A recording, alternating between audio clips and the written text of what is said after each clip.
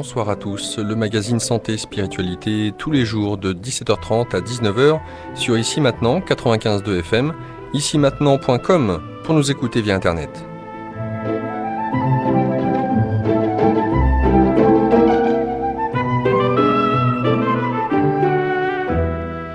Le magazine Santé et Spiritualité, comme chaque jour de 17h30 à 19h. Alexandre, aujourd'hui avec vous pour accompagner celui qui va animer cette émission.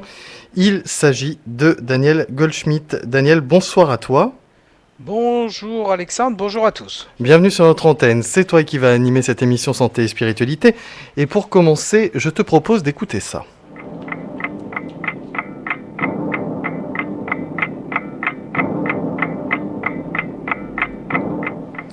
Bonjour à tous, une annonce vous concernant. Sachez que Daniel Goldschmidt, hypnothérapeute, sophrologue, psychologue, sera présent dans le cadre du magazine Santé et Spiritualité ce mercredi 26 mars.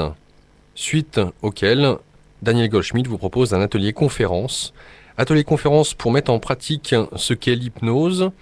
Ça sera de 20h à 22h30 dans les locaux de la radio, au 8 rue Violet, dans le 15e à Paris, métro Modepic et Grenelle ou Duplex. Je vous rappelle qu'une participation de 10 € vous sera demandée, qui reviendront à la radio. Daniel Goldschmidt, le mercredi 26 mars, de 20h à 22h30 pour expérimenter l'hypnose. Et ce sera donc à partir de 20h, comme l'a dit Laurent, ouverture des portes à 19h45. Daniel Goldschmidt en atelier conférence dans les locaux de Radio Ici et Maintenant. Tu donnes assez rarement d'ateliers conférences, donc il est important que les auditeurs s'en rendent bien compte. Qu'est-ce qui va se passer exactement ce soir ? Qu'est-ce que tu proposes aux auditeurs ? Bon, d'abord une rencontre. Ouais, c'est le plus important. Parce que les gens qui m'écoutent, ça fait plus de 10 ans que je fais mes émissions sur Ici et Maintenant. Et bon, ceux qui savent se servir d'un ordinateur, ils ont comme une idée de la tête que j'ai à travers Time. Mais la plupart, bon, ils entendent une voix, donc non, déjà une rencontre. Ensuite, comme je parle beaucoup de l'inconscient, du conscient, de tous ces trucs-là, je voudrais que les auditeurs puissent poser leurs questions abondamment. Et je répondrai dans la mesure de mes connaissances. Et puis on fera des exercices d'hypnose. Parce que l'hypnose, contrairement à ce qui a été véhiculé pendant des années dans les médias et dans les films, c'est pas quelque chose d'aussi extraordinaire, ni extraordinaire, ni comment dirais-je, sulfureux que ça. C'est des techniques, et c'est des techniques qu'on peut apprendre facilement en un atelier et qu'on peut utiliser chez soi. On entend souvent dire que l'hypnose, tu viens de l'affirmer sur l'antenne, c'est facile à pratiquer. On entend souvent dire que l'hypnose, on la connaît déjà, il faut juste se souvenir comment est-ce qu'on la déclenche. Alors c'est Milton Erickson qui a apporté toute cette hypnose moderne qui est utilisée maintenant dans les hôpitaux, par les médecins, par toutes sortes de gens d'ailleurs. Il y a de plus en plus de gens qui utilisent l'hypnose. Parce que le travail de Milton Erickson a mis en lumière le fait qu'il y a des grands moments dans la journée où on est dans une hypnose naturelle. Et qu'on n'appelle peut-être pas ça hypnose, on appelle ça autrement, comme le type qui va à la machine à café faire un break et qui est perdu dans ses pensées, comme on dit, et quelqu'un lui dit « reste avec nous ». En fait, c'est vrai que cette personne a fait un quart d'heure ou 10 minutes d'hypnose, qui l'ont rechargé. Donc, savoir se mettre en hypnose et savoir utiliser l'hypnose, c'est la garantie de vivre en bonne santé, de vivre vieux, et d'avoir un mental rafraîchi. Parce que le problème du mental, j'en entends beaucoup parler par d'autres thérapeutes ici, le problème du mental, c'est que c'est une machine qui tourne constamment. Ça ressemble un peu au réacteur des avions au sol. C'est-à-dire c'est constamment en activité, en fait. Et savoir trouver un état de conscience qui va faire que le mental va diminuer, voire s'arrêter pendant un moment, et c'est la raison pour laquelle certaines personnes font des hypnoses profondes, c'est-à-dire dont ils se souviennent de rien parce que le mental c'est vraiment mis en veille, c'est une grande qualité et c'est un grand outil sur soi-même. Et nos contemporains ont un petit peu oublié ça. Mais l'hypnose, c'est quoi ? C'est la contemplation ? Alors, si on devait définir l'hypnose, ce qui est très compliqué, parce que pour l'instant, les scientifiques se heurtent à une forme de mur, c'est qu'on a du mal à comprendre ce qu'est l'hypnose, et par extension la méditation, ou plutôt l'inverse, la méditation et par extension l'hypnose, parce qu'il y a vraiment des gros points communs entre eux. On pourrait dire que c'est une concentration du mental sur un point, alors le point étant pouvant être variable, et que cette concentration va auto-réguler le flux de pensée, voire l'arrêter pendant un moment. Alors en méditation, c'est pratiqué depuis 10 000 ans, 15 000 ans.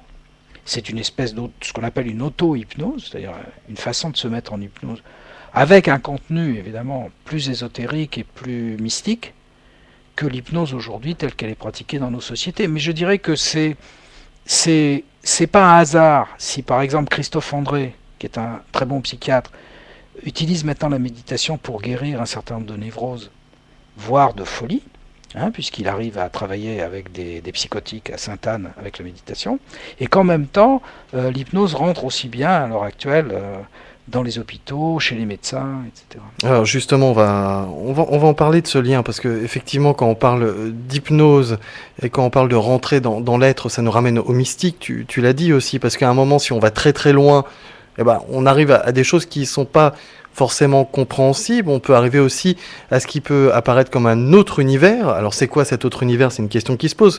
Quand on descend en hypnose profonde, très profonde, on peut, lorsqu'on est évacué, toute cette vie habituelle, se retrouver dans quelque chose de presque neuf ou de totalement différent. Donc des questions se posent pour l'hypnothérapeute. Mais avant d'en arriver justement à ces questions-là, tu parlais des hôpitaux.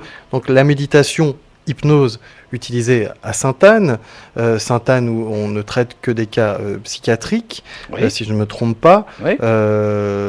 Sainte-Anne aussi où on traite l'anorexie aussi, si je ne me trompe pas. Toutes les affections, y compris la dépression. Y compris la dépression. Ouais. De toute façon, elles sont toutes un petit peu liées.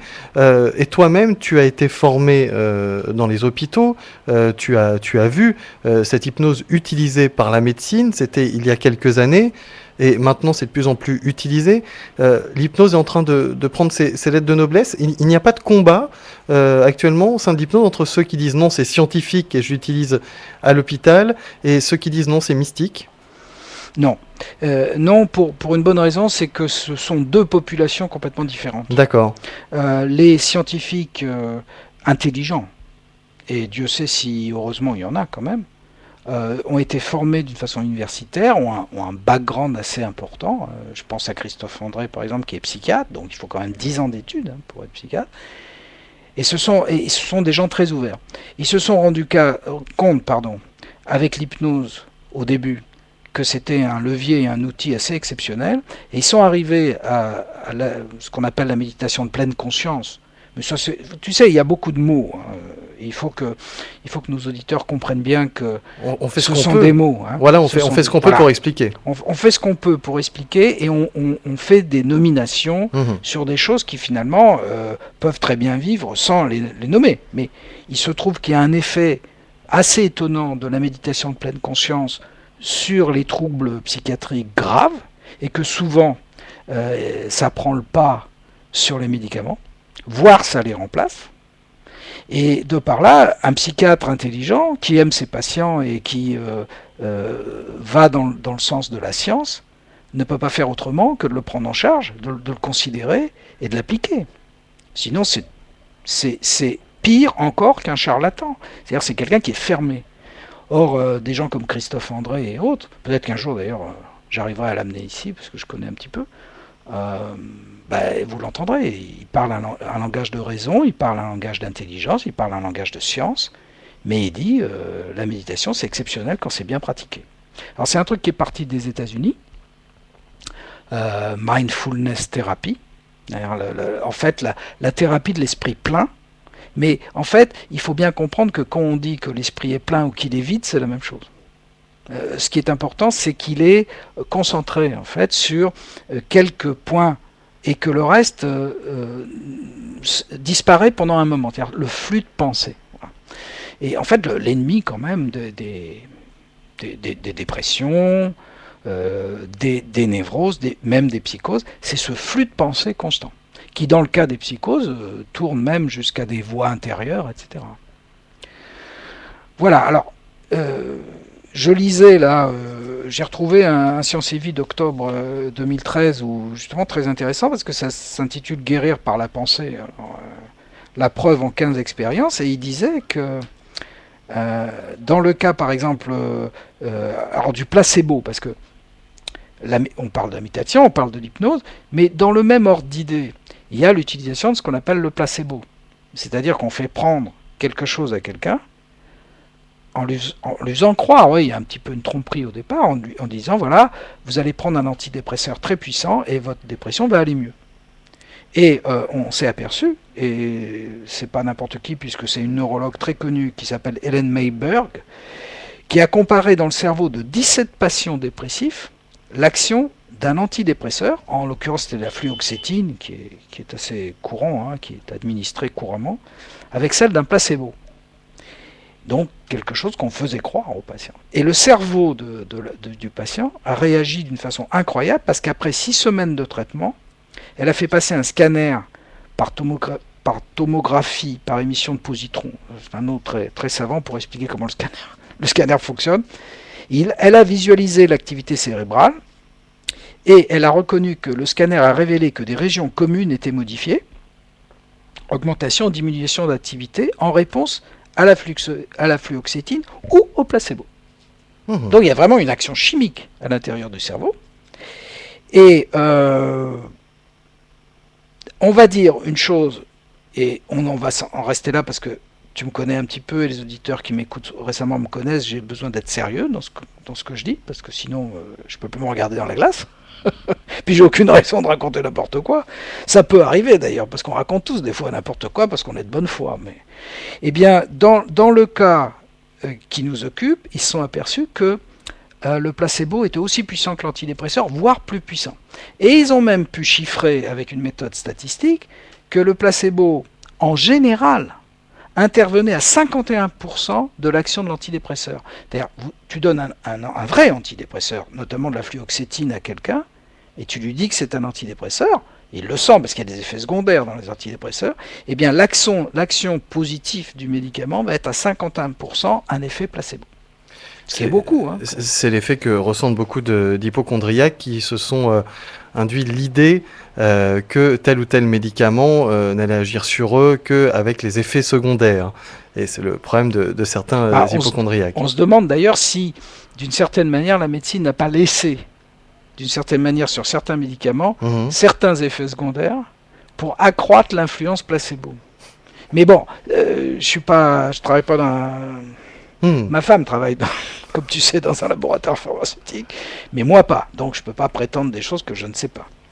David Lynch souhaite enseigner la méditation. Vu que tu parles de méditation, je ne pouvais pas ne pas parler de lui. La méditation transcendantale dans les écoles, étant donné la puissance du cerveau que tu viens de nous décrire et de la pensée créatrice de cette pensée, est-ce que tu penses que ce serait vraiment une...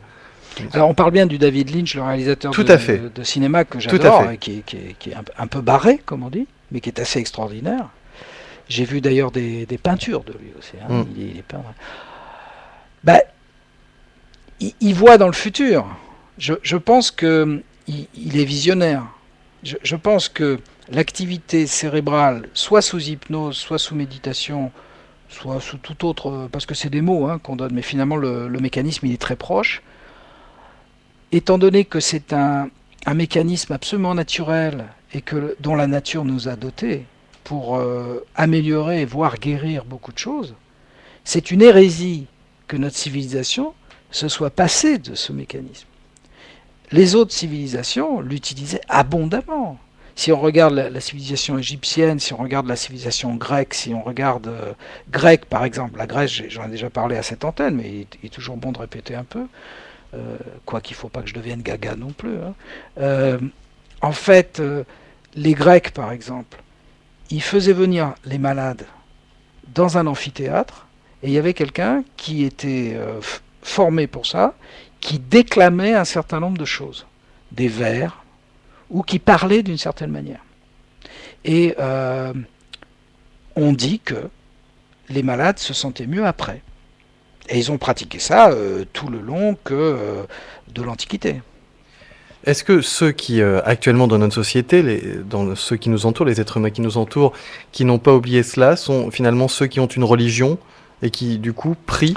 Alors ça, c'est une grosse question que tu poses. C'est une énorme question et ça rejoint effectivement quelques-unes de mes interrogations personnelles.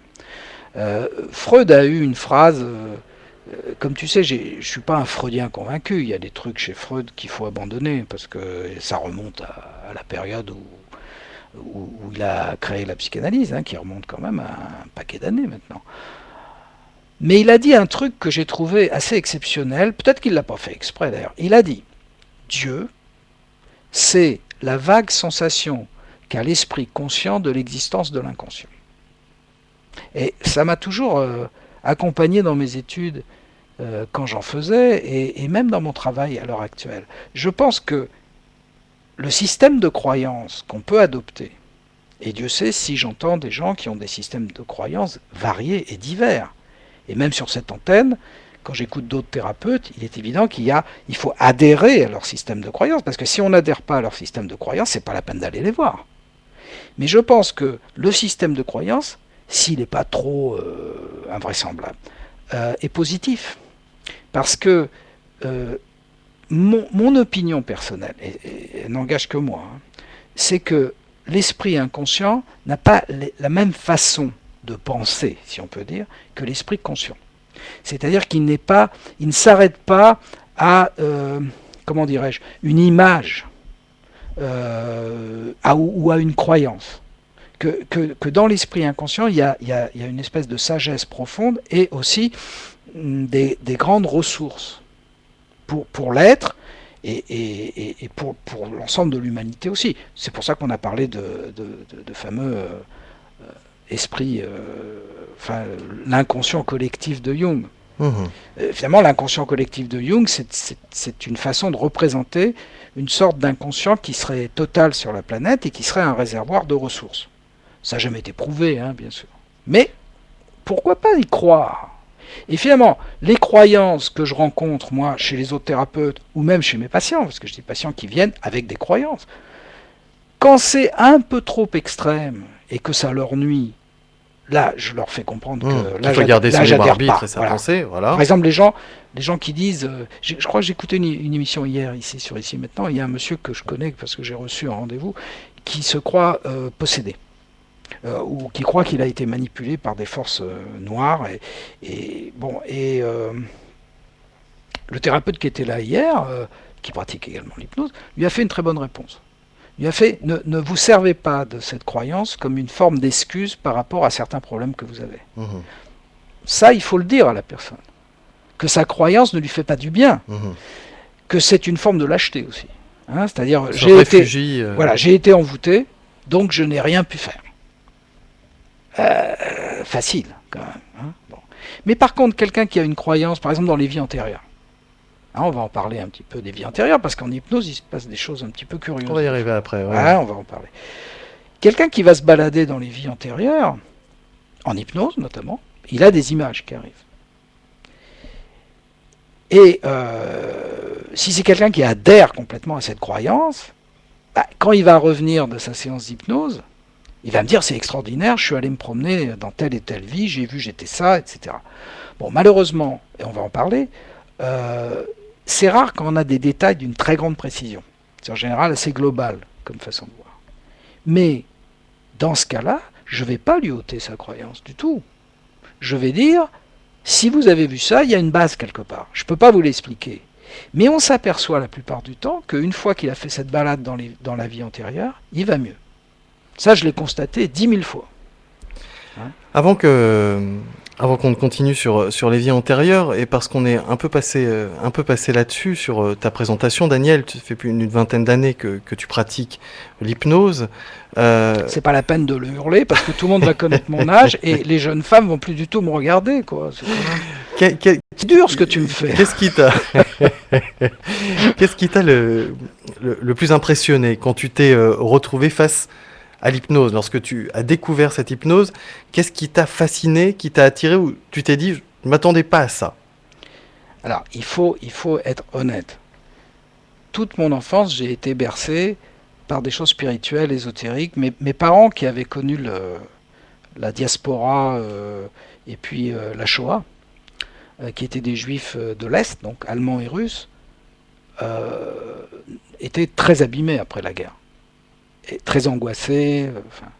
Et ils se sont reconstruits à travers ce qu'on appelait à l'époque la spiritualité. C'était le début, hein, ça venait des Indes surtout.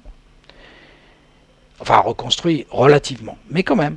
Donc j'ai été baigné toute mon enfance, j'ai lu Krishnamurti, j'en passe et des meilleurs, j'avais 12 ans. Donc si tu veux, toute cette vague de spiritualité, je la connais. Ce qui m'a frappé dans l'hypnose, c'est que le jour où quelqu'un m'a mis en hypnose, et c'était pas quelqu'un d'extraordinaire, hein, il m'a simplement demandé de suivre certaines indications, et je suis rentré dans cet état. C'est un peu comme si j'avais eu la confirmation de tout ce que j'avais ressenti dans mon enfance. Et alors, je ne l'expliquais pas plus, puisque l'hypnose, pour l'instant, les théories sont balbutiantes au niveau scientifique. On voit le cerveau qui fonctionne, mais c'est tout ce qu'on sait, hein, c'est très compliqué. Mais ça a rendu manifeste quelque chose que je sentais depuis des années, c'est qu'il y avait un esprit de surface, qu'on va appeler l'esprit conscient, donc rationnel, logique, A plus B, un chat est un chat, et quelque chose d'autre à l'intérieur qui ne procédait pas du même système psychique, et qui était plus vaste, plus artistique aussi, qui pouvait expliquer nos coups de foudre, nos envies, nos passions, certaines de nos erreurs aussi, nos pulsions, voilà, nos pulsions. Et comme j'étais un être animé, et que je suis toujours, j'espère, animé par des pulsions, et qu'il faut garder ces pulsions, je me suis dit, mais oui, dans le fond, c'est ça. C'est que l'être humain est coupé en deux. Et après, j'ai lu, quand j'ai fait mes études de psychanalyse, j'ai lu Lacan et j'ai lu Freud, et tous les deux expliquaient effectivement. Alors, encore une fois, c'est pas pour autant que je souscris à la psychanalyse. Dans certains cas, c'est peut-être une méthode qui est pas trop mauvaise. Dans d'autres, vaut mieux éviter. Mais il y a une chose que disait Lacan, c'est l'homme est barré. Alors, la première fois qu'il a dit ça, il a dit barré comme le dollar. Et les gens ne comprenaient rien. Ils faisaient semblant de comprendre, en disant oui, maître, vous avez raison, on est barré comme le dollar.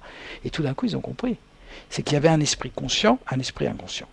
Et le jour où on comprend ça profondément, on n'est plus le même. Mais il faut le ressentir. Il faut le ressentir vraiment d'une façon manifeste. Il faut que ça devienne, comme dit Eckhart Tolle, il faut que ça devienne manifeste dans la vie de tous les jours et dans le rapport avec autrui. Alors est-ce que du coup, avec le recul et l'expérience, au début tu disais, je me suis rendu compte que l'homme était coupé en deux parties.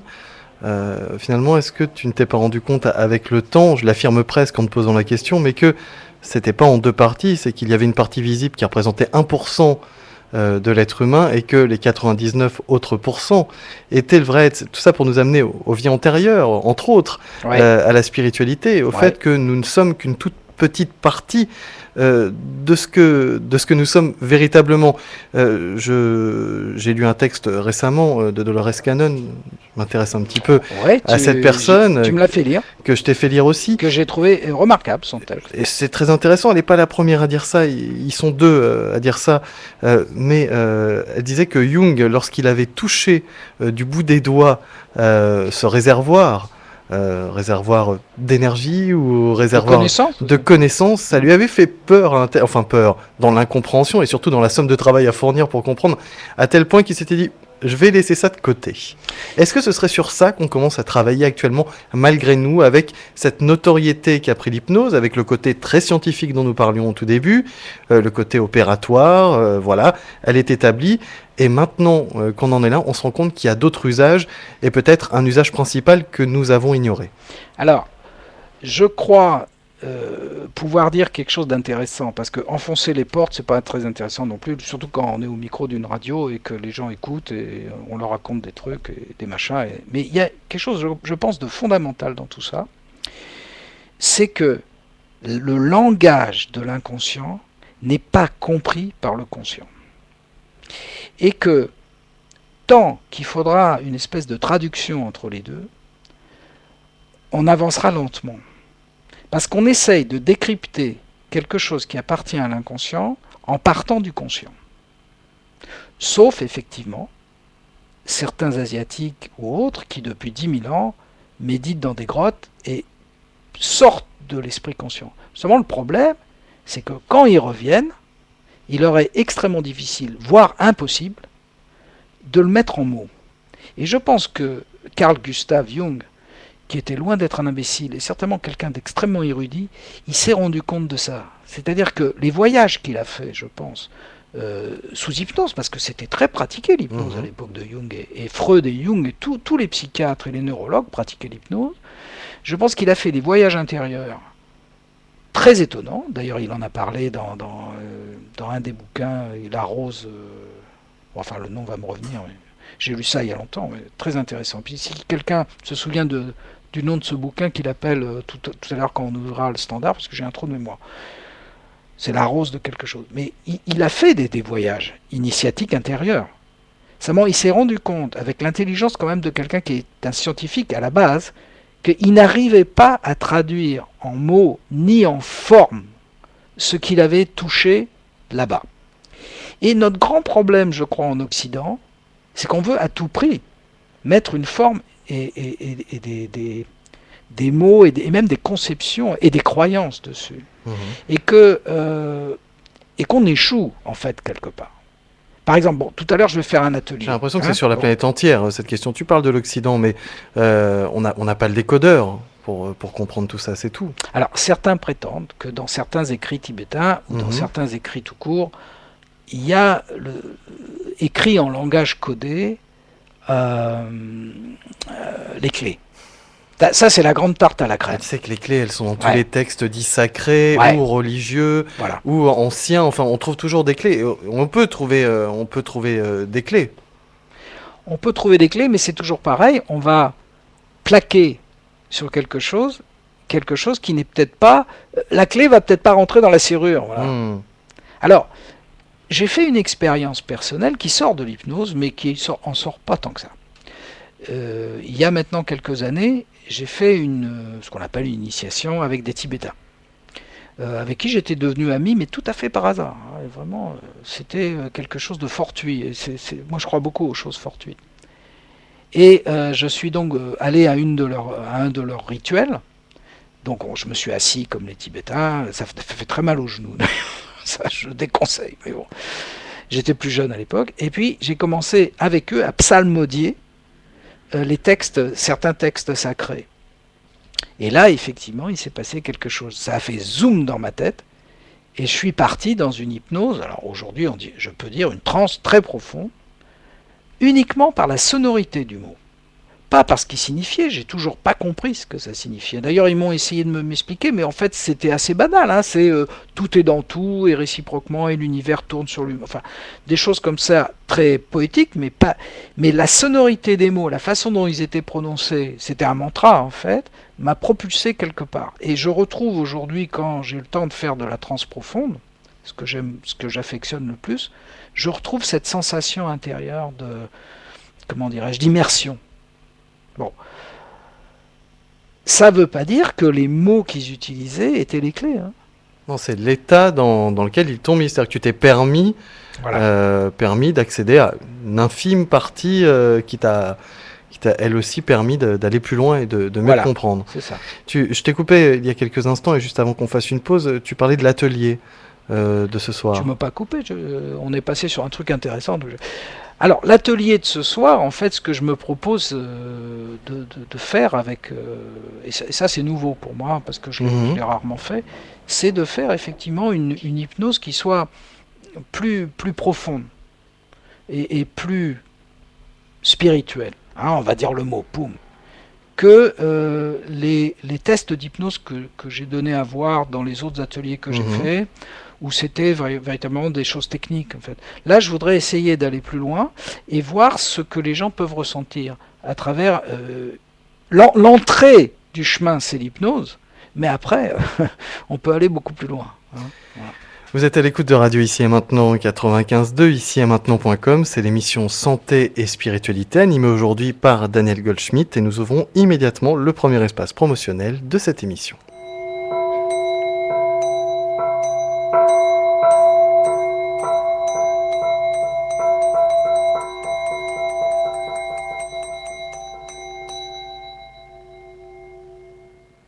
C'est Daniel Goldschmidt, hypnothérapeute, qui anime aujourd'hui cette émission Santé et Spiritualité.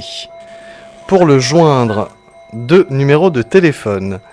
Le 09 51 84 05 40. Ça, c'est un disque sur lequel vous retrouverez toutes les informations concernant Daniel Goldschmidt. 09 51 84 05 40. Et pour le joindre, c'est sur son téléphone portable. Pour le joindre directement, c'est le 06 08 47 08 51. Je répète, 06 08 47 08 51. Et petite précision, ce téléphone, vous pouvez y laisser des messages, mais il n'est allumé que de 13h à 14h. Et puis il y a aussi un site internet sur lequel vous retrouverez toutes sortes d'informations sur l'hypnose, sur Daniel Goldschmidt. C'est le www.hypnose-indirect.com. Je répète, hypnose-indirect.com. Fin de ce premier espace promotionnel.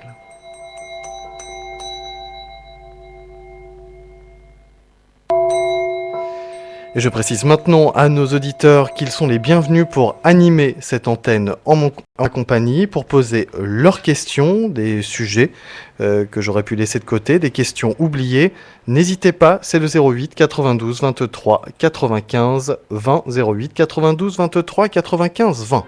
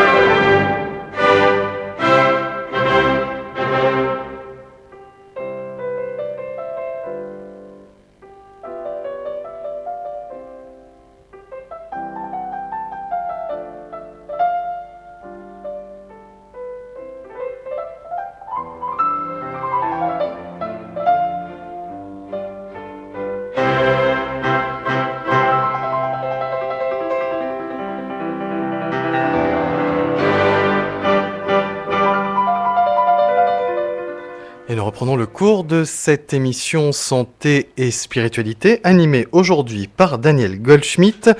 Daniel qui est hypnothérapeute, vous en êtes rendu compte si vous écoutez l'émission depuis le début. Et vous pouvez mener cette interview en même temps que moi, en composant le 08 92 23 95 20. Et nous accueillons pour commencer Karim. Bonsoir à toi et bienvenue. Oui, bonsoir. Bonsoir Nicolas, bonsoir Monsieur Goldschmidt. Alexandre. C'est russe aussi. Ouais, tu as entendu Nicolas. Ça, c'est marrant, ça. Excusez-moi. Mais c'est pas grave, Karim, on t'écoute. Voilà, donc je trouve ça très intéressant, l'hypnothérapie. Je pense que c'est pas suffisamment connu. Je découvre ça, moi aussi. Hein. Je crois que vous êtes intervenu déjà il n'y a pas longtemps. J'avais écouté votre précédente émission sur le sujet. Et je trouve ça passionnant, d'autant plus que ça peut apporter quelque chose à tout un chacun, donc je trouve ça formidable. Et là où j'ai été aussi rassuré, c'est quand vous avez eu un petit commentaire sur la psychanalyse en général, enfin votre méfiance sur certains aspects. Je pense que tous les professionnels en la matière un petit peu sérieux partagent ce point de vue aujourd'hui. Donc disons que ça, même si on maîtrise pas un sujet tel que l'hypnothérapie, il y a quelques tendances au niveau des prises de position à nous montre si la personne est sérieuse ou pas. Et c'est un petit peu le moyen que je trouve des fois pour me faire une opinion sur quelqu'un. Et voilà, donc ma question que je voulais poser, c'est concernant ce que vous avez évoqué, concernant tout ce qui est le conscient et l'inconscient. C'est bien ça, hein ? Oui. Voilà. J'ai bouquiné il y a quelque temps tout ce qui relève un petit peu de la visualisation créatrice, visualisation positive, etc. Et j'ai découvert qu'il y avait une spécialité médicale qui s'appelle la psychoneuroimmunologie, quelque chose comme ça, Oui, oui, c'est ça. et qui met en évidence en fait la force, enfin les conséquences des pensées positives, négatives sur l'organisme, etc., et sur le système hormonal, etc. Oui, Et, oui, oui. et je voulais savoir si vous validez en tant que spécialiste praticien, je dirais, cette technique de visualisation, c'est-à-dire que le fait de ressentir des émotions à l'avance, de se mettre en condition, le cerveau inconscient nous y mènerait d'une certaine manière, de façon indirecte et d'une certaine manière, et les pensées conscientes, il faudrait essayer de les bloquer d'une certaine manière. Est-ce que, grosso modo, est-ce que c'est un peu ça, ou est-ce que ça c'est sérieux? Est-ce que toutes ces études, vous confirmez bien que tout ça c'est sérieux, quoi? Alors, en ce qui concerne la science, parce que c'est devenu une science, bien sûr que c'est sérieux, puisque ça a été mis en place par des neurologues ouverts, des gens qui ont une très grande compétence là-dedans, et on s'est rendu compte de choses assez étonnantes, et notamment à travers, alors on va sortir un tout petit peu de l'hypnose, mais vous allez comprendre que c'est pas vraiment en sortir, ce qu'on appelle le neurofeedback. Je ne sais pas si vous avez déjà entendu parler du neurofeedback. Oui. Alors, le neurofeedback, c'est pas un truc de thérapeute installé dans son cabinet, parce qu'il faut des moyens. Donc, je vais vous lire très rapidement ce que j'ai trouvé sur le neurofeedback, et ça m'a beaucoup intéressé. En 2012, le neuroscientifique Rainer Goebel et le psychiatre David Linden ont entraîné 8 patients dépressifs à contrôler l'activité d'une région cérébrale impliquée dans la genèse des émotions positives.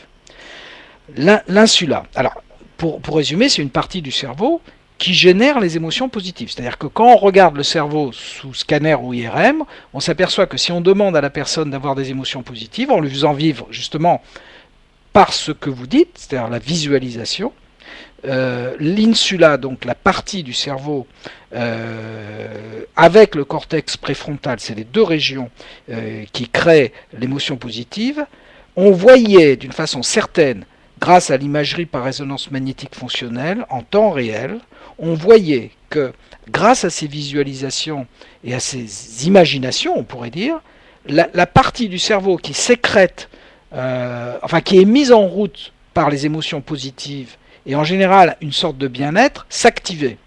Après 4 séances hebdomadaires d'1 heure, les patients ont appris à augmenter volontairement l'activité de cette région et montrer une réduction de leurs symptômes dépressifs.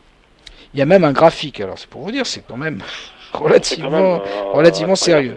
Des résultats préliminaires qui devront être confirmés sur un plus grand nombre de patients et comparés aux effets des antidépresseurs. Donc on voit que c'est quelque chose qui est en train de monter en puissance un peu partout dans le monde, mais qui est encore au stade embryonnaire. Mais c'est très, très encourageant pour le futur. Ouais, j'essaye d'appliquer cela moi personnellement, c'est très difficile parce qu'on est vite rattrapé par les pensées quotidiennes, automatiques, de nature psychotoxique. Enfin, moi je suis pas du tout un spécialiste, j'essaie de m'intéresser. Non, mais vous utilisez des termes qui sont tout à fait... J'apprécie beaucoup le terme psychotoxique. Ouais, j'aime beaucoup aussi.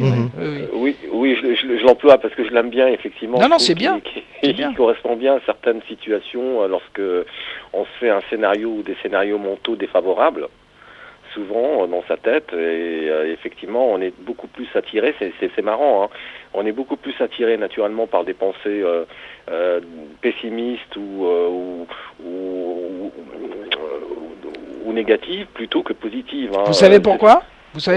Non, justement, non. Parce que ça protège de la déception.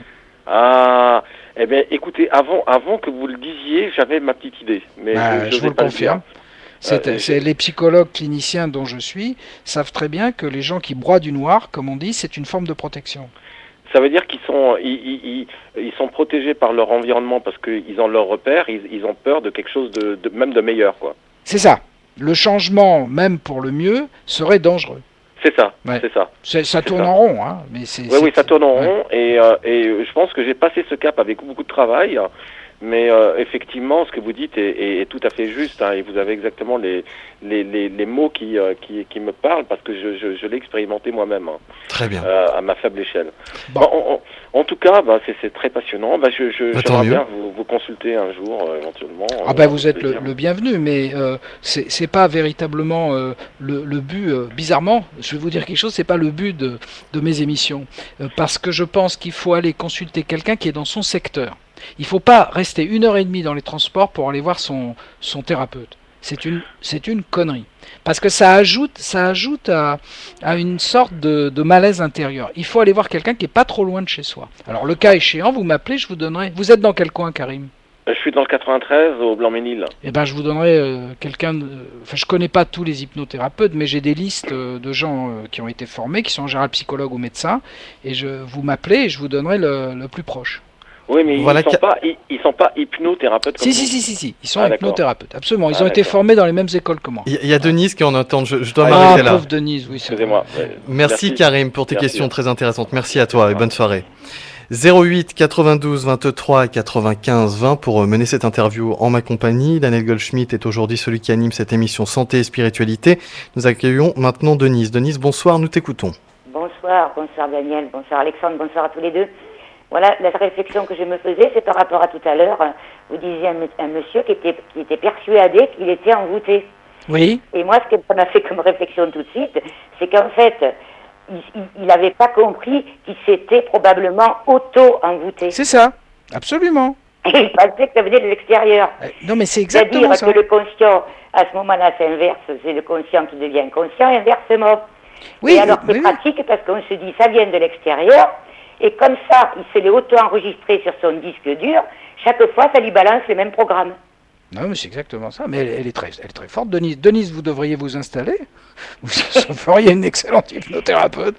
C'est exactement ça. Et alors, du point de vue pensée par rapport à l'auditeur précédent qui dit mes pensées quotidiennes, alors moi j'ai un truc, et ça fait longtemps que je fais ça, et c'est marrant à voir, toutes les formes de pensée qui me passent dans la tête, elles ne m'imprègnent pas, si vous voulez. Vous voyez, ça fait comme quand vous regardez un film. Vous les regardez en tant que spectateur. C'est comme quelque chose qui est inscrit sur une pellicule et vous en regardez le développement. Ben, c'est la base de la méditation hindoue. Ben, je regarde ça comme une bande passante et le développement m'indique ce qui se passe à l'intérieur de moi.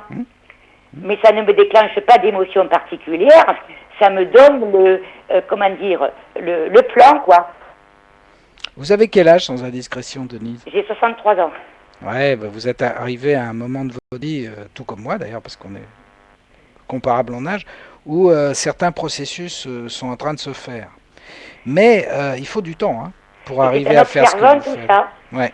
Et par exemple, j'aime beaucoup, alors je contemple dehors, moi je suis toujours dans la nature, les plantes, les pierres et tout ça, et je me dis, si en les observant dans cet état immobile, où tout se passe sans accroc, et ça me passionne. Je regarde tout ce qui est vivant différemment de lui-même, et comment ça se développe, et on arrive à sentir l'essence des choses. Et l'être humain, il est bien compliqué à côté. Ouais, mais il y a une raison peut-être à ça quand même. Oui. C'est pas par hasard. Oui, et l'eau qui coule, alors moi je fais ça, je prends les pensées, pour moi c'est des bandes passantes, vous voyez. Alors je m'installe à l'intérieur de moi, je deviens mon propre spectateur de ce qui se passe. Bah, c'est exactement ce que certains types de méditation enseignent. Merci Denise pour ton intervention. Voilà. Merci beaucoup. Bonne soirée à rien. toi. Merci, vous aussi.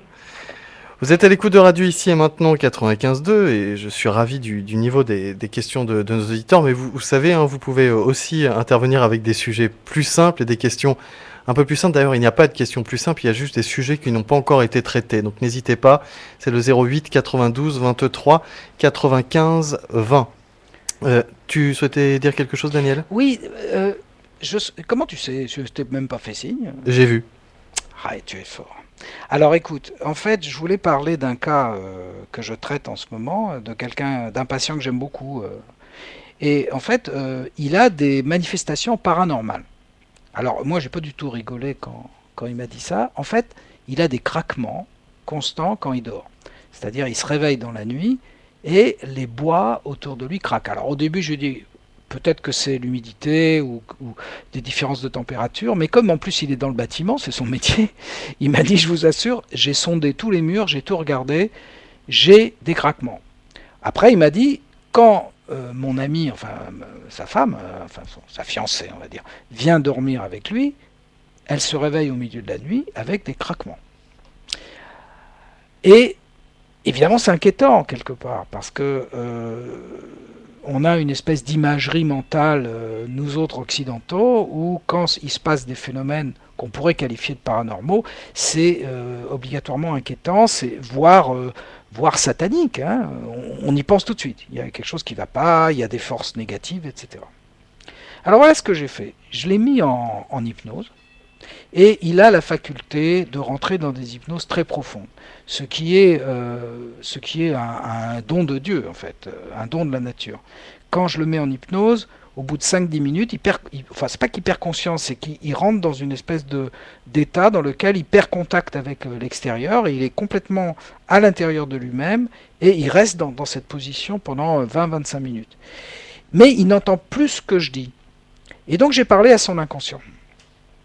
Et j'ai dit, écoute, parce que je tutoie toujours l'inconscient d'une certaine manière. Donc j'ai dit, écoute, mon vieux, parce que des fois je m'adresse comme ça à l'inconscient du patient.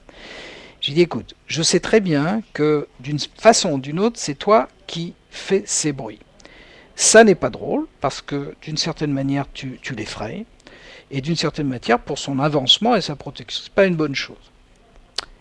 J'ai réveillé le patient qui ne se souvenait pas de mon intervention, et qu'est-ce qui s'est passé ? Les craquements ont totalement disparu.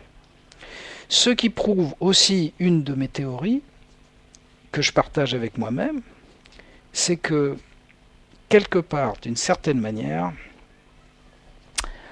nous produisons nous-mêmes nos interactions avec l'univers. Mais là, on irait beaucoup trop loin. Et je ne veux pas m'aventurer là-dedans, parce que je suis comme Carl Gustav Jung, je préfère me taire. Alors, nous allons écouter Florent qui, lui, ne souhaite pas se taire et te poser une question. Florent, bonsoir. Oui, bonsoir à vous deux. J'aimerais revenir sur la schizophrénie. Je vous ai entendu dire que les patients schizophrènes ne pouvaient pas être hypnotisés. Et est-ce que le cas dont vous venez de parler, c'est pas quelqu'un qui est schizophrène ? Moi, je vous parle de ça parce que j'ai rencontré une personne, une jeune femme qui... alors, je me pose toujours des questions par rapport à ça, qui prétend qu'il y a des entités qui détruisent son corps, qui la brûlent de l'intérieur, qui la contrôlent. Donc voilà, j'aimerais savoir... Oui, alors effectivement, ce sont des signes de schizophrénie paranoïaque. Et il est très important, lorsqu'on reçoit quelqu'un en cabinet, de pouvoir déchiffrer et analyser ces symptômes, qui sont les mêmes d'ailleurs pour tous les schizophrènes, enfin à peu de choses près. C'est soit des voix, soit des impressions de possession interne. Alors, ça ne veut pas dire que tous les gens qui ont ce type de phénomène sont schizophrènes. Mais chez les schizophrènes, on retrouve beaucoup de choses comme ça. Et notamment quand c'est négatif, c'est-à-dire quand la personne se sent harcelée par ses esprits intérieurs. Oui. C'est ça, oui. Oui. Alors, c'est vrai que j'ai dit à cette antenne, et je le maintiens, que l'hypnose pour des schizophrènes n'est pas totalement indiquée, mais j'ai peut-être pas suffisamment insisté sur le fait que ça peut se faire, mais dans un cadre hospitalier et avec des psychiatres, qui d'ailleurs, à l'heure actuelle, utilisent l'hypnose dans certains cas. Dans le cas de schizophrénie, qu'est-ce qu'on fait ? On va bloquer un certain nombre de mouvements cérébraux avec des médicaments appropriés, justement pour que cette sorte d'hallucination, on peut parler d'hallucination, ne se fasse plus. Si le psychiatre est suffisamment compétent en hypnose, ou bien s'il fait venir un hypnothérapeute compétent, mais sous sa direction, et alors que le psychiatre est présent, on peut essayer de parler, on va dire, aux esprits. Puisque, en fait, les esprits dont elle se sent possédée par, ce sont des parties d'elle, en fait. Des parties de son... Justement, la schizophrénie. Schizos, en grec, ça veut dire couper. Ciseaux. Ouais. Bon. Comme elle est coupée en parties, donc c'est des parties d'elle-même qui se rebellent contre elle. Alors, dans le cas du patient dont je viens de parler, ça n'était pas le cas parce que son ami, et j'ai aucune raison de ne pas la croire, entendait aussi les craquements, donc c'était quand même quelque chose de beaucoup plus réel. Dans le cas de voix ou de sensation de possession ou de sensation de morcellement, alors là on peut dire qu'effectivement c'est vraiment schizophrénique. Sous la guidance de psychiatres et dans un cadre hospitalier, pour éviter ce qu'on appelle une décompensation psychotique. Et une décompensation psychotique, c'est véritablement l'hallucination qui devient tellement énorme que la personne perd contact avec le réel.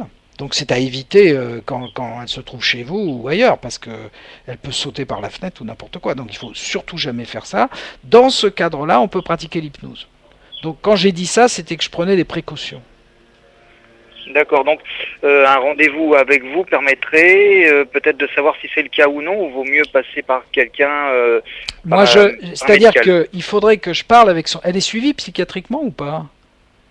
Bah non, et c'est quelque chose qui lui fait peur, quoi. Malheureusement, tous les gens qui sont atteints de psychose n'ont pas envie d'aller voir un psychiatre. Ah, j'ai mon cousin qui est comme ça, alors Ouais.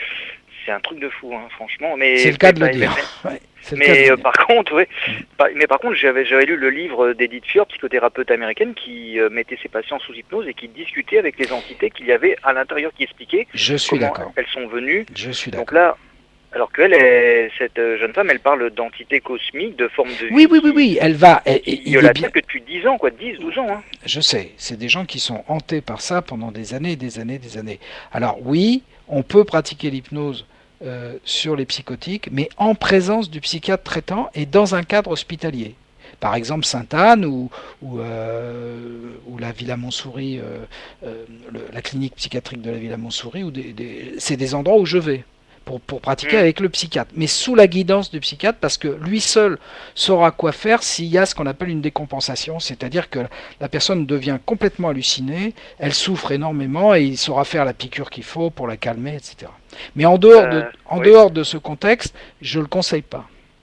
Ouais, c'est un petit peu son cas parce qu'elle travaille plus, elle est atteinte physiquement, elle a du mal à marcher. Non, mais ça c'est des signes extrêmes d'une psychose grave déjà. Hein. C'est déjà bien saignant. Mais elle prend aucun médicament? À ma connaissance, non. Ah ouais, mais non. Là, il y a des moments.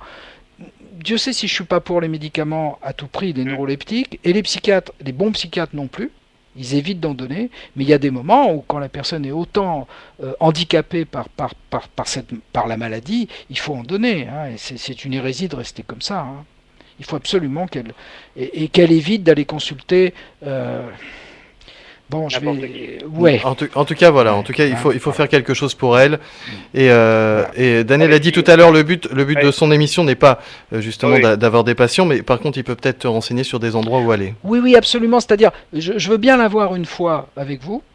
Je ne lui ferai pas d'hypnose. Mais je parlerai avec elle, on parlera de ce qu'elle ressent, on parlera de ces esprits qui l'habitent, on y parlera sans critique ni petit sourire en coin. Hein. Il faut rentrer à l'intérieur de la croyance de la personne, et puis après on verra ce qu'on peut faire, chez qui elle peut aller, comment je peux l'orienter. Bon, moi j'espère qu'elle acceptera que je vous l'emmène. C'est pas gagné, hein. C'est pas gagné. Tout à fait, ouais. C'est ça le problème. Ouais, je suis désolé. Ouais. Au revoir Florent. Merci à vous. Bonne soirée, au revoir. Au revoir. Alors Daniela, avant de faire une nouvelle pause, et puis on parlera dans quelques instants aussi en troisième partie d'émission de sujets un peu plus quotidiens. Oui. Parce que l'hypnose, ça sert aussi à ça. Léger, hein, un peu plus léger. Oui, parce que là, la schizo... c'est pas... Ouais. Alors, justement, avant de parler, de reprendre un peu sur le côté... même pas spirituel, je sais même pas si ça va être de la spiritualité, mais tu vas voir dans quelques instants. Avant cela, ce qu'il vient de nous dire est intéressant, pas seulement pour les gens qui ont des cas graves, des psychoses, des cas vraiment cliniques. On voit des personnes qui ne souhaitent pas, par exemple, aller faire de l'hypnose, ou en tout cas pratiquer, ou aller à une séance, parce qu'elles ont peur de ce qu'elles pourraient dire et de ce qu'elles pourraient découvrir. Et c'est beaucoup plus fréquent que ce que l'on pense. Ça, c'est les films, c'est les films, les romans, Ouais, surtout que l'hypnose libère les barrières, et c'est pas ce qu'ils pourraient faire qui les inquiète, c'est ce qu'ils pourraient dire. En fait, ils ont peur que ça les transforme trop, et je l'ai entendu plusieurs fois de la part de proches qui disent « Moi, l'hypnose me fait peur parce que elle pourrait me faire dire des choses que je n'ose pas penser, que je ne me permets pas de penser. » Totalement faux. Mm-hmm. C'est impossible. Alors, bon, on va développer un tout petit peu, mais ce sont des peurs. Alors, curieusement, ce sont des peurs qui ont été induites parce que l'hypnose est assez puissante. C'est-à-dire, la première fois qu'on fait une séance d'hypnose, on fait un peu waouh, quoi. On n'a jamais connu ça, on ne s'est jamais retrouvé dans cet état-là. Il y a des choses qui remontent, qui sont émotionnelles d'ailleurs, et qui sont souvent associées à l'enfance ou à des moments forts de sa vie. Et puis il y a cette espèce de générosité intérieure qu'on ressent, et cette espèce de compassion profonde pour soi-même. Donc, mais on perd pas conscience si on n'en a pas envie. C'est-à-dire les gens qui partent complètement en hypnose, c'est que justement ils se laissent complètement aller parce que c'est trop bon, quelque part, si j'ose dire. Et ensuite, on ne parle pas sous hypnose, et l'hypnothérapeute ne peut pas vous soutirer des secrets en parlant par exemple avec votre inconscient. L'inconscient, c'est quand même vous. C'est-à-dire que si l'inconscient sent que vous ne voulez pas dire et que vous n'avez pas à faire savoir à l'hypnothérapeute ce qui se passe, vous ne dites rien. Même quand vous êtes... Allez, poussons les choses à l'extrême. Vous êtes en hypnose, vous êtes extrêmement profond en hypnose, c'est-à-dire que vous avez perdu contact avec l'environnement, vous n'entendez presque plus ma voix, ou très peu, vous savez même plus ce que je dis, vous êtes dans une espèce d'univers très particulier et finalement très agréable, mais un peu surprenant. Je dis à votre inconscient, fais-la parler, vous ne parlerez pas. Par contre, si je vous dis à l'avance, avant qu'il y ait la séance d'hypnose, on va essayer de vous faire parler sous hypnose et que vous donnez votre accord, là vous allez parler. Voilà, je peux pas dire plus, hein. Donc c'est quand même conte et légende, mais ça vient de la puissance elle-même du processus. Parlons-en de cette puissance. Il y a quelques instants, il était sujet à l'antenne de personnes qui pensaient avoir des entités en elles. Ouais. On peut aussi imaginer une personne qui serait un petit peu, qui serait mélangé un peu les pinceaux avec d'anciennes vies, les vies antérieures. On avait dit qu'on y reviendra à ces vies antérieures. Certaines personnes, et on a cité son nom tout à l'heure, donc je vais continuer avec elle, comme Dolores Cannon, disent que nous avons autant de vies antérieures que nécessaire, et que peut-être nous en avons eu 50 ou 100, parce qu'il faut vivre, selon elle, selon ce qu'elle a perçu, mais que je ne vais pas détailler ici, qu'on doit tout vivre, homme, femme, animal, végétal, tous les états pour bien comprendre, même gazeux, enfin bref, ça va très très loin ce qu'elle dit, et c'est ce qu'elle dit avoir reçu comme message, c'est un autre sujet. Est-ce que toi-même, lorsque tu pratiques l'hypnose, il y a des moments où tu te sens, je vais pas dire perdu, mais impressionné par la profondeur des choses et de ce que tu pourrais y trouver si tu persévérais? Oui, alors là je te réponds oui, sans aucune hésitation. Je suis impressionné et souvent je me dis que je suis en train de toucher à quelque chose que je ne comprends pas mais qui est très puissant. Mais la plupart du temps positif. Ça fait 18 ans que je pratique l'hypnose et je n'ai jamais eu un retour négatif ou quelque chose qui m'ait réveillé la nuit en me disant oh là là, mais il y a quelque chose, il y a un esprit maléfique derrière ça. Pas du tout. Par contre, l'hypnose m'a appris quelque chose sur l'esprit humain que j'avais pas totalement peut-être compris ou assimilé dans mes études de psychologue. C'est que, et c'est difficile à expliquer aux gens parce que des fois c'est une révélation pour certaines personnes, leur esprit n'est pas structuré d'un bloc. Chaque esprit, chaque conscience humaine semble avoir un centre qu'on appelle moi, mais c'est un leurre.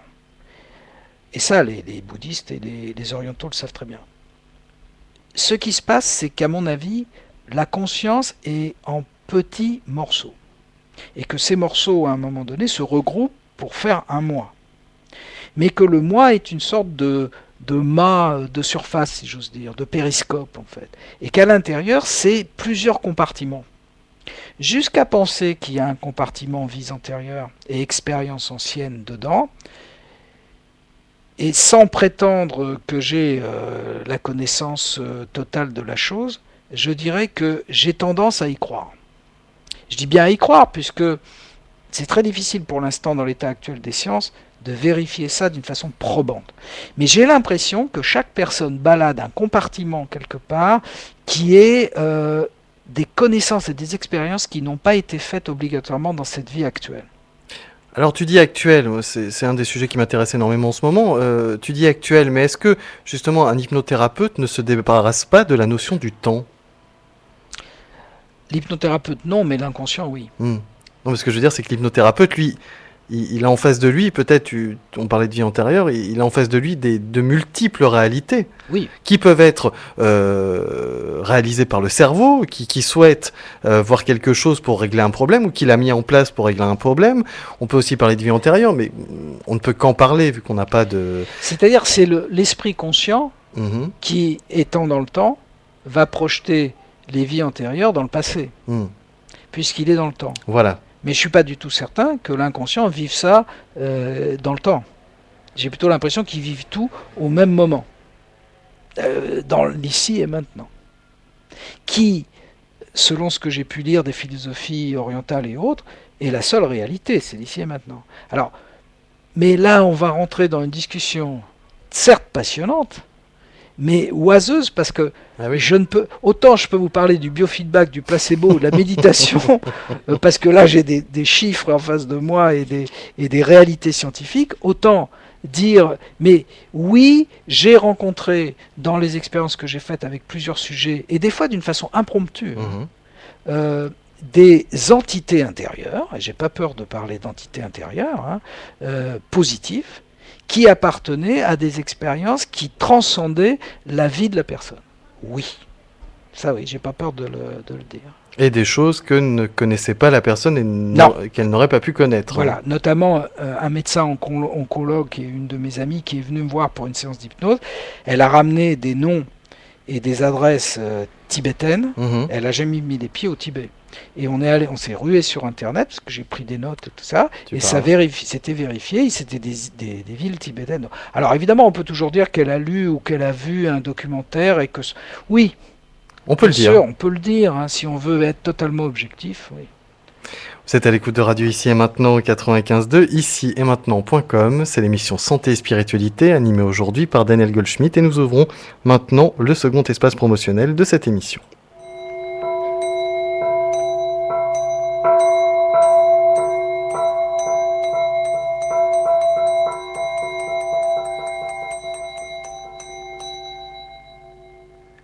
C'est Daniel Goldschmidt qui anime aujourd'hui cette émission Santé et Spiritualité. Hypnothérapeute, sophrologue. Pour le joindre, 2 numéros de téléphone. Pour le joindre véritablement, c'est un numéro de portable qui est le 06 08 47 08 51. Je répète, 06 08 47 08 51. Pour plus de précision, ce téléphone est ouvert de 13h à 14h et le reste du temps, il prend les messages. Mais il y a aussi un numéro de téléphone avec un disque informatif, c'est le 09 51 84 05 40. 09 51 84 05 40. Et enfin, pour tous ceux qui préfèrent lire, il y a un site internet, c'est le www.hypnose-indirect au singulier et indirect avec un E à la fin, hypnose-indirect.com. Fin de ce second espace promotionnel.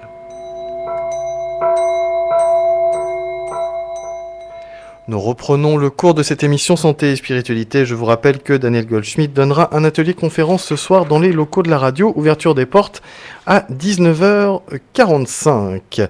Daniel, tu souhaitais aujourd'hui parler aussi, et là on va être beaucoup plus terre à terre, parler aujourd'hui de ce qui peut nous pourrir le quotidien, c'est-à-dire des problèmes de stress, des problèmes que l'on vit chaque jour par rapport à la société qui nous entoure ou par rapport à notre travail, à notre vie privée. Bref, ces petites choses qu'on peut régler avec l'hypnose, avec des petits exercices que tu te proposes d'ailleurs de donner aux auditeurs. J'imagine qu'il y en aura plus ce soir, mais là on va peut-être pouvoir en donner quelques-uns à l'antenne. Alors, avant que tu ne parles de cela et que tu nous décrives tout cela dans le sens que tu souhaites, dans l'ordre que tu souhaites, qu'est-ce que peut faire l'hypnose par rapport justement au stress? Et est-ce qu'on doit toujours dire hypnose ou plutôt directement utiliser en permanence auto-hypnose? On peut utiliser les deux comment on va dire ça, les deux procédés. Hein. C'est-à-dire que l'hétéro-hypnose, ça veut dire faire de l'hypnose avec quelqu'un d'autre. Donc c'est assez puissant. Comme tout rapport d'ailleurs d'être à être. C'est évident que lorsqu'on fait quelque chose avec quelqu'un, ça va être plus profond et plus fort que quand on le fait tout seul. C'est comme ça. On pourrait analyser le processus, mais l'autre, on a besoin d'un miroir. Et quand on fait de l'hypnose avec un hypnothérapeute, on va aller plus profond.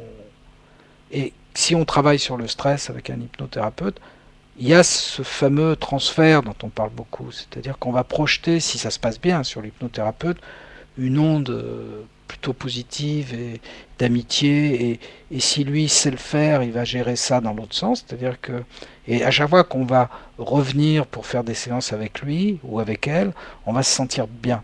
Et ne serait-ce que ça va émettre de l'ocytocine, hein, ce qu'on appelle l'hormone du bonheur, enfin de la bonne humeur, et qui va contrer les hormones autres qui nous mettent plus bas que terre et autres.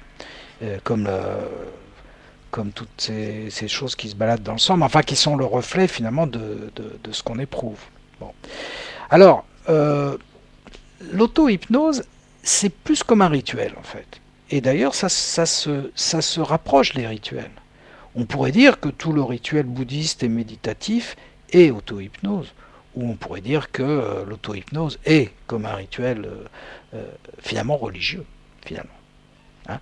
Alors, la façon de le pratiquer, la méthode de pratique, c'est que il faut utiliser l'auto-hypnose quotidiennement à des moments clés jusqu'à ce qu'on avale le mécanisme, qu'on l'intègre complètement et qu'il se mette en place automatiquement quand on en a besoin. Par contre, les séances qu'on va faire avec le thérapeute, ça va être des séances qu'il faut faire tous les mois, tous les 2 mois, tous les 3 mois, jusqu'au moment où on sent qu'on n'en a plus besoin et que le thérapeute fasse bien son travail. Parce que le travail du thérapeute, c'est de dire à la personne, vous n'avez plus besoin de moi. S'il ne le fait pas, méfiance. Alors, le stress, qu'est-ce que c'est au fond? Alors, le stress, c'est un mot, encore comme tous les mots, qui a été inventé par Selye, hein, qui était un grand neurologue du début de ce siècle, hein, non, de la moitié du siècle dernier, et qui a inventé le mot stress. Et on est d'accord qu'il y a des stress positifs et qu'il faut qu'il y ait du stress. Parce que des gens qui n'ont plus de stress, par exemple les gens très déprimés, on ne peut plus dire qu'ils sont stressés. Hein. C'est-à-dire qu'ils sont sans réaction. Donc il faut un peu de stress, c'est la vie de tous les jours. Hein. Et on regarde une plante croître dans un jardin, il y a un petit stress parce que le soleil tape trop fort, enfin ça fait partie de la vie. Mais ce qui est dangereux, c'est quand le stress devient chronique. Et à la limite, pour illustrer ça, je dirais qu'on ne se repose plus jamais. C'est-à-dire qu'on dorme ou qu'on veille, et en général le sommeil est très perturbé, il y a toujours cette tension intérieure qui se reflète, qui est mise en lumière par des pensées incessantes qui tournent sur elles-mêmes et qui deviennent cause de stress profond. Alors là, oui, l'hypnose, à mon avis, est plus puissante sur le stress que la relaxation. Il fut une époque où on prônait un travail de relaxation profonde pour diminuer le stress. Je ne parle pas de la sophrologie, parce que mon opinion, c'est que dans la sophrologie, il y a beaucoup d'hypnose, qui n'est pas dite. Donc, la sophrologie est plus puissante que la relaxation. Mais d'ailleurs, je forme à l'heure actuelle à l'hypnose des sophrologues, qui se sont dit, tiens, on va aller du côté de l'hypnose pour voir s'il y a des outils. Et ils sont ravis. Ça complète très bien le travail. Mais sophrologie, hypnose, biofeedback, méditation, placebo aussi, ça fait partie de la manière dont tout en chacun peut agir sur lui-même. Et c'était des choses qui étaient très pratiquées dans d'autres civilisations et qui le sont toujours. Oui, effectivement, je t'interromps juste un instant. Moi, quand tu me parles de tout ça, je pense au Reiki. Ah oui, alors le Reiki, qu'est-ce que c'est? Ça va peut-être déranger certaines personnes, mais c'est un système de croyance. Pour bien pratiquer le Reiki, il faut y croire, hein, c'est évident. Mais c'est un rituel. Et de par ce fait, c'est très puissant parce que la personne va adhérer au système de croyance et va faire son rituel. En plus, dans le Reiki, ce qui est très intelligemment fait, c'est qu'il y a des grades. Mais c'est finalement, au niveau de l'inconscient, c'est très bien. Donc, moi, je suis pour. Alors, je ne suis pas sûr que le Reiki soit... c'est comme toutes ces histoires d'énergie. J'entends beaucoup parler d'énergie, etc. On ne sait pas, je ne sais pas. Mais en tout cas, il y a une chose qui est certaine, c'est que tous les rituels qui tournent autour de l'énergie, c'est positif. Parce que ça a une action assez forte sur l'esprit de la personne. Et une des façons de contrer le stress, c'est le rituel. Je crois beaucoup au rituel. Toutes sortes de rituels. Rituel amical, rituel religieux, rituel franc-maçon. Les francs-maçons ont des rituels intéressants. Ils comprennent plus très bien ce qu'ils font, mais c'est des choses qui remontent à 2-3 siècles et qui sont très très intéressants et qui mettent les personnes dans un système d'hypnose, en fait. Rituel ésotérique. Moi, je suis pour. Alors maintenant qu'on ne vienne pas me demander si les gens qui célèbrent Zoroastre ou des gens comme ça, s'il y a une vraie réalité derrière ça, j'en sais rien. Mais ça n'a pas d'importance. Le rituel d'aller avec un bon copain comme Alexandre, une fois par mois au resto. C'est un rituel.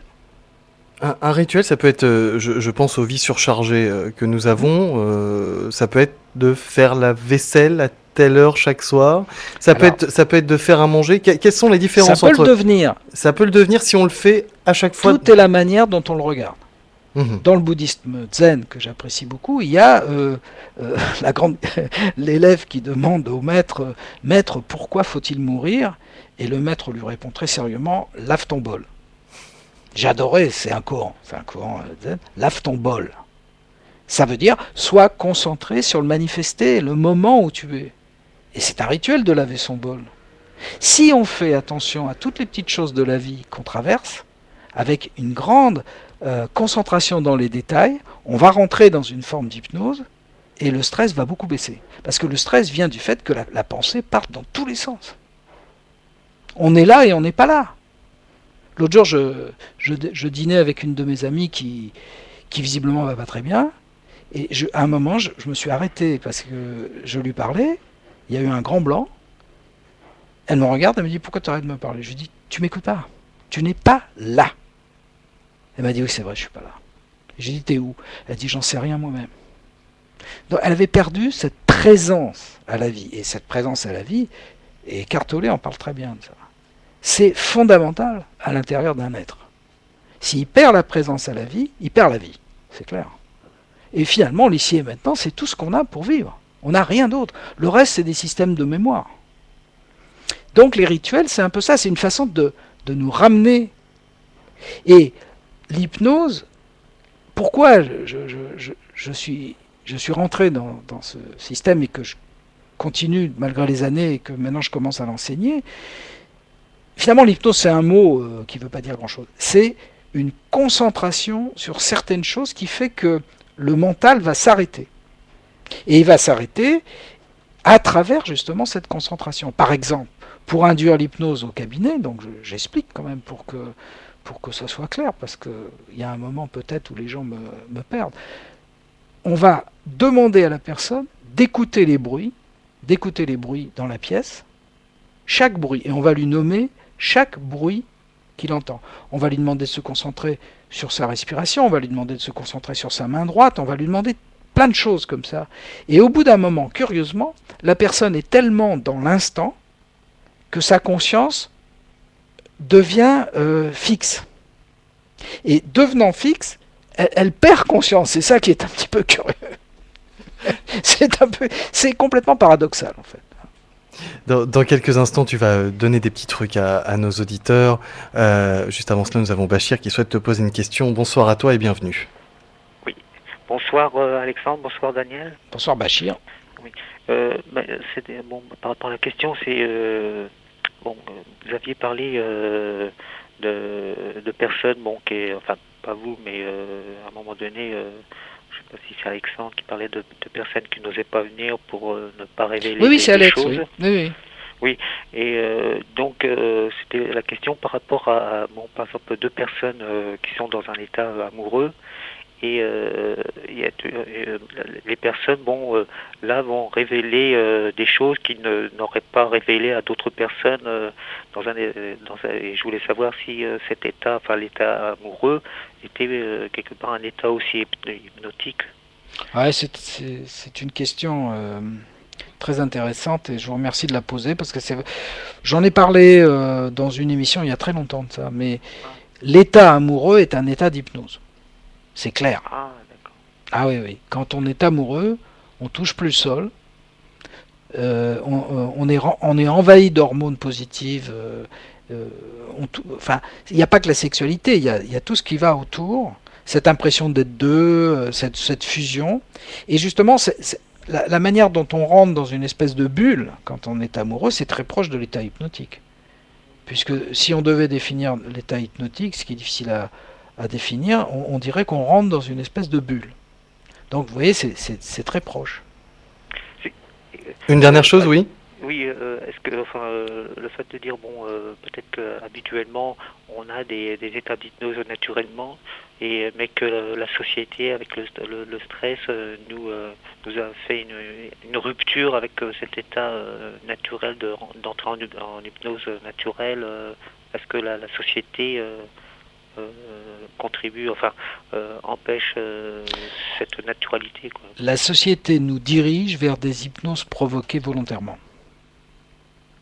Je répète, la société nous dirige vers des hypnoses provoquées volontairement.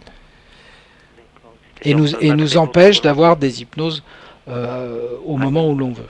Merci pour ta question. Il va développer un tout petit peu, mais après on va devoir arrêter parce qu'on est plus loin de la fin. Merci. Je vous laisse et puis je vous écoute pour la suite. Merci. Merci à toi. Alors justement, pour rebondir sur ta réponse apportée à Bachir, tu parles de la télévision, on a parlé lors de la précédente émission, des jeux, pas que ça, de toutes ces choses qui sont là pour... Il y a beaucoup de systèmes qui sont des hypnoses, des transes en fait, et qui sont utilisés pour vendre. À commencer par les sports. Par exemple. Mais non, je vous dis pas que c'est négatif de regarder un bon match de foot, je le fais. Mais à chaque fois que je rentre vraiment dans l'histoire parce que j'ai envie que mon équipe gagne et tout, je rentre en hypnose, c'est évident. Alors, on va en profiter. Mais il l'avait dit d'ailleurs, le patron de TF1, et tout le monde lui est tombé dessus, le pauvre garçon. Pauvre garçon, j'irai pas jusque-là, mais en tout cas, il était il l'avait dit, il a été clair. Il a dit, on utilise le cerveau pour vendre notre lessive. Cerveau disponible. Ouais, cerveau disponible. Et c'est vrai. Maintenant, est-ce que c'est voulu à haut niveau, etc. Non, c'est des mécanismes qui ont été prouvés et qui fonctionnent. Bon, pourquoi voulez-vous que des gens dont c'est le travail, comme les publicitaires ou les directeurs de chaînes, s'en affranchissent? Leur rôle, c'est de rentrer le plus de chiffre d'affaires publicitaire. Mais le but, c'est ça. Tu me dis, c'est pas voulu au niveau, ça va nous entraîner loin, cette conversation. Non, je veux dire, c'est pas une espèce de complot. C'est tout simplement l'utilisation de systèmes naturels, cérébraux qu'on a en nous, et par des gens dont c'est le métier. En fait, on croit souvent qu'il y a la pub parce qu'il y a la télévision, mais en fait, il y a la télévision parce qu'il y a la pub. Le but premier d'une émission de télévision qui est lancée, quelle qu'elle soit, sur toutes les chaînes de télé, à part peut-être la nuit sur le service public ou sur Arte, c'est tout de même de vendre la pub le plus cher possible, de faire le plus d'audience, non pas pour la qualité de l'émission, mais pour vendre le spot de pub le plus cher possible. Donc, voilà, ne rêvons pas là-dessus. Et on est d'accord, mais ça je suis d'accord avec toi. Et notamment les téléréalités, ça crée une très forte hypnose. Pourquoi ? Parce que les gens se projettent à l'intérieur de ce qu'ils voient. Puis on segmente les personnages qui sont devant nous. Donc bien sûr.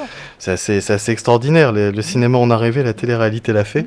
Daniel, il nous reste moins de 10 minutes. Un ou deux conseils pour nos auditeurs, des petits exercices, pour ceux qui ne viendront pas ce soir, des petits exercices d'hypnose qu'on peut faire au quotidien. Si vous êtes en voiture, n'essayez même pas de le faire maintenant. Non, il vaut mieux pas. Mais des petites choses que l'on peut réaliser pour se détendre. Alors, c'est ce qu'on appelle des inductions. Donc, nous autres hypnothérapeutes, on utilise ça justement pour faire rentrer les gens en hypnose relativement rapidement. Alors, il faut... alors, il y en a peut-être 2 000 à 3 000, quoi. Mais je vais donner les plus faciles à réaliser. Et ce soir, je démontrerai devant tout le monde comment on peut le faire, d'une façon simple. Alors, il faut toujours partir du corps, parce qu'il faut bien comprendre que l'hypnose est un mécanisme corporel avant tout. Le corps participe beaucoup à l'induction d'hypnose.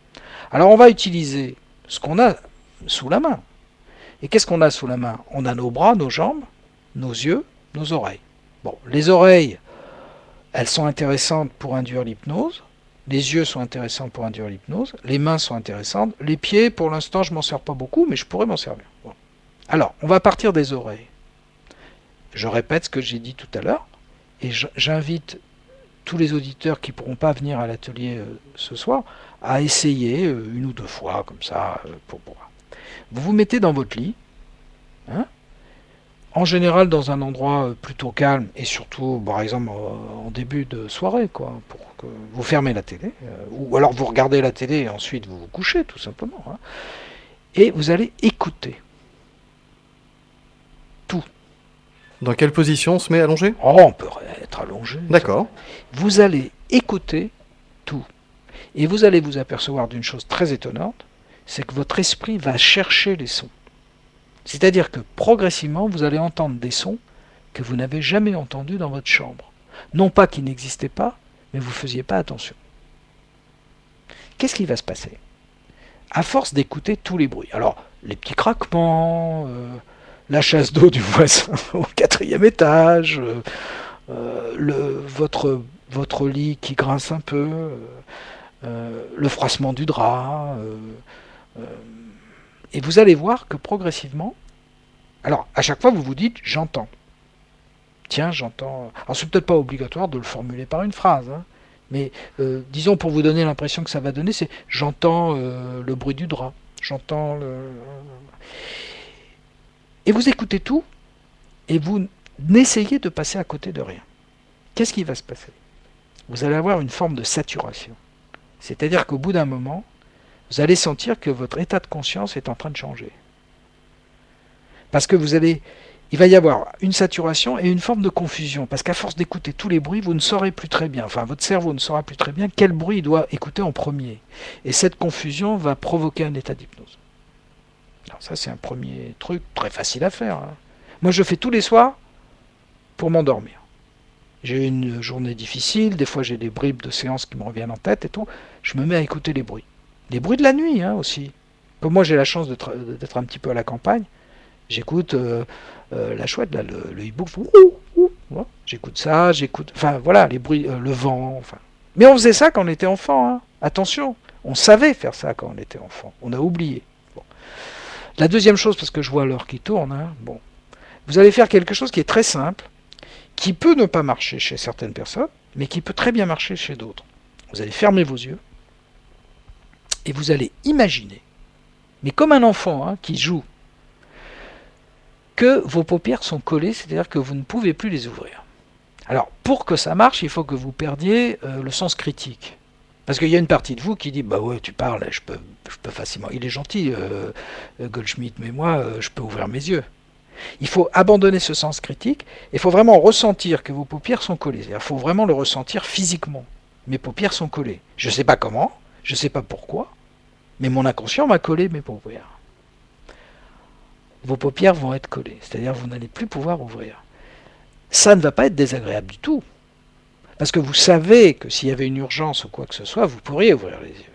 Et à ce moment-là, vous allez rentrer en hypnose à travers juste cette sensation que quelque chose d'autre en vous a pris le contrôle. En fait, c'est ce qu'on appelle une dissociation. C'est-à-dire vous rentrez dans une dissociation, il y a une partie qui fait, il y a une partie qui regarde l'autre faire. Et c'est cette dissociation qui crée l'hypnose. Ok ?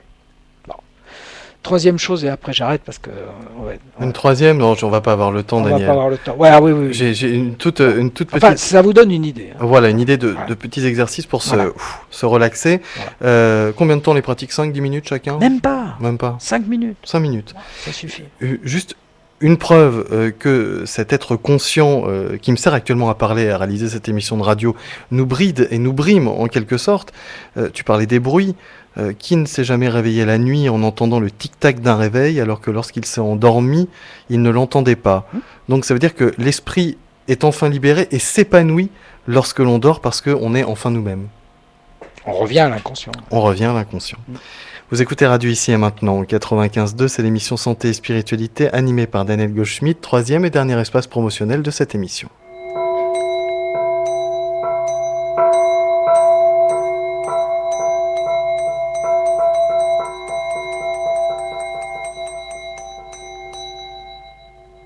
C'est Daniel Goldschmidt qui a animé aujourd'hui cette émission Santé et Spiritualité.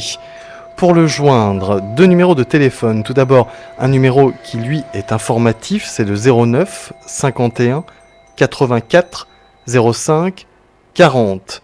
Je répète, 09 51 84 05 40 pour avoir toutes sortes d'informations. Et puis un numéro de téléphone portable, là pour le joindre directement entre 13h et 14h, sinon il y a une messagerie, c'est le 06 08 47 08 51. Je répète, 06 08 47 08 51. Et puis pour tous ceux qui préfèrent lire, eh bien, il y a un site internet. C'est le www.hypnose-indirect au singulier avec un E à la fin d'indirect, hypnose-indirect.com. Fin de ce troisième et dernier espace promotionnel.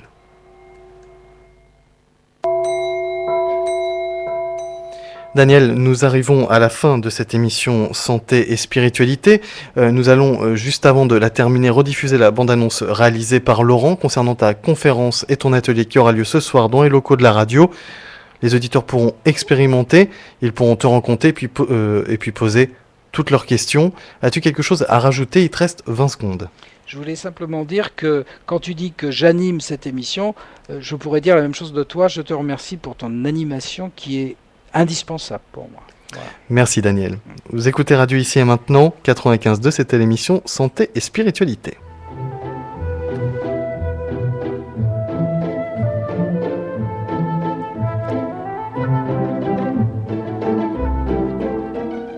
Bonsoir à tous, le magazine Santé et Spiritualité tous les jours de 17h30 à 19h sur Ici Maintenant 95.2 FM, icimaintenant.com pour nous écouter via internet.